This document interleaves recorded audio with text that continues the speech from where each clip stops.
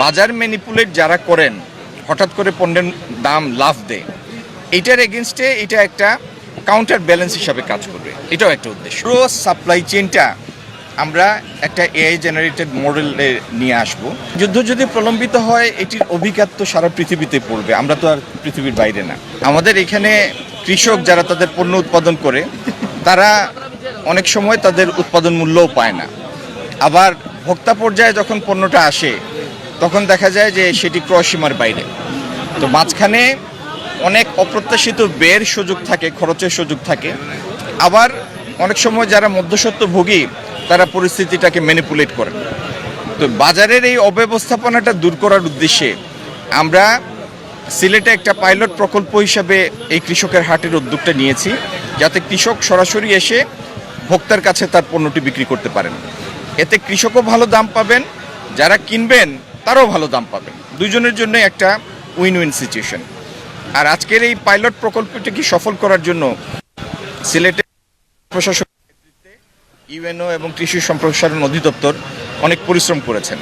তো এই উদ্যোগটি সফল হলে, ইনশাল্লাহ সফল হবে, আমরা সারা দেশে কৃষি মন্ত্রণালয়ের সাথে সমন্বয় করে সারা দেশে এটার এই প্রকল্পটাকে অনুসরণ করব, যাতে সারা দেশে একই ব্যবস্থাপনায় কৃষকরা তাদের পণ্যের সত্যিকার মূল্য পান। এটির আরেকটা উদ্দেশ্য, বাজার ম্যানিপুলেট যারা করেন, হঠাৎ করে পণ্যের দাম লাফ দেয়, এটার এগেনস্টে এটা একটা কাউন্টার ব্যালেন্স হিসাবে কাজ করবে। এটাও একটা টিভির মাধ্যমে অনেক নিত্য প্রয়োজনীয় দ্রব্য আমদানি করে, ডাল আনে, ভোজ্য তেল আনে, ইত্যাদি ইত্যাদি।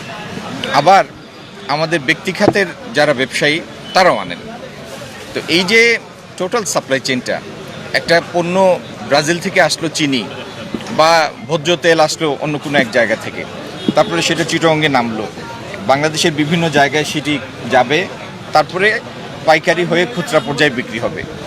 এই পুরো সাপ্লাই চেইনটা আমরা একটা এআই জেনারেটেড মডেলে নিয়ে আসব, যাতে পুরো জিনিসটার উপরে আমাদের একটা সংশ্লিষ্টতা থাকে, আমরা পুরো বিষয়টা একটা পর্যবেক্ষণ করতে পারি।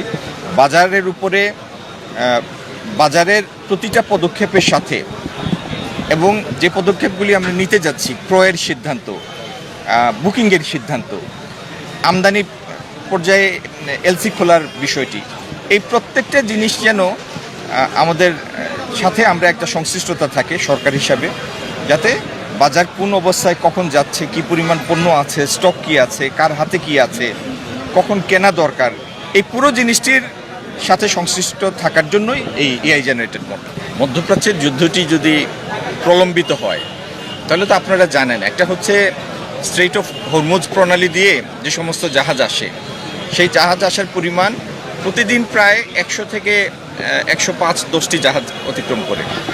এখন সেটি একসময় শূন্যের কোঠায় নেমে এসেছিল, এখন 15টি করে জাহাজ যাচ্ছে। তো এটি একটি প্রতিবন্ধকতা, জাহাজ ভাড়া বাড়বে। দ্বিতীয় হলো, হরমুজ প্রণালী দিয়ে যে সমস্ত দেশের পণ্য পরিবাহিত হয়, তাদের উৎপাদন ব্যাহত হবে, সরবরাহ ব্যাহত হবে। তো এটি যুদ্ধ যদি প্রলম্বিত হয়, এটির অভিঘাত তো সারা পৃথিবীতে পড়বে। আমরা তো আর পৃথিবীর বাইরে না।